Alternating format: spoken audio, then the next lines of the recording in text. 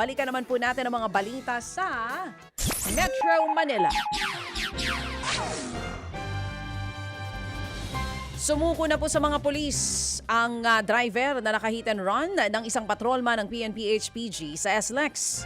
Kinilala po ang nakabangga na si alias Junjun, isa pong Indian-Filipino national at residente ng Marikina City. Sa salaysay po niya sa pulis, hindi raw niya sinadyang insidente.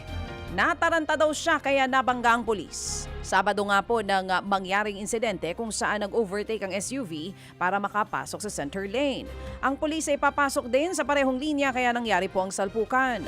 Humingi na nga ng tawad ang driver pero posible pa ring maharap sa patong-patong na reklamo. Samantala nasabat nga po ang higit 86 million pesos na halaga po ng inabandonang pulang sibuyas. Diyan po yan sa Manila International Container Port. Ayon po sa Bureau of Customs, nasa loob ng 26 na container truck ang mga sibuyas na galing ng China. Hindi na ito ligtas na kainin. May kaukulang permit naman daw para sa shipment pero hindi na daw ito inasikaso ng consignee kaya natenga ang mga ito. Posible itong magresulta sa over-importation. Arestado naman po ang high-value target na tulak daw ng droga sa buy-bust operation sa Quezon City. Kinilala po ang suspect na si alias Carl na dati umanong kawani ng Bureau of Jail Management and Penology o BJMP.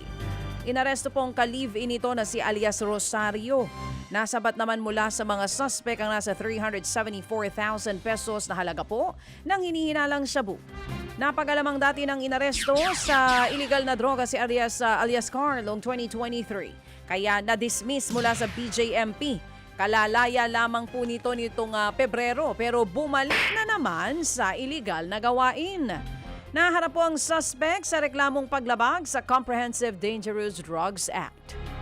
Mga kapatid, patuloy po kayong tumutok sa 105.9 True FM para sa totoong balita, impormasyon, music and entertainment. Mag-subscribe sa aming YouTube channel at podcast at sundan nyo kami sa Facebook, Instagram, X at TikTok sa True Network PH. Bisitahin din po ang aming official website, truefm.ph.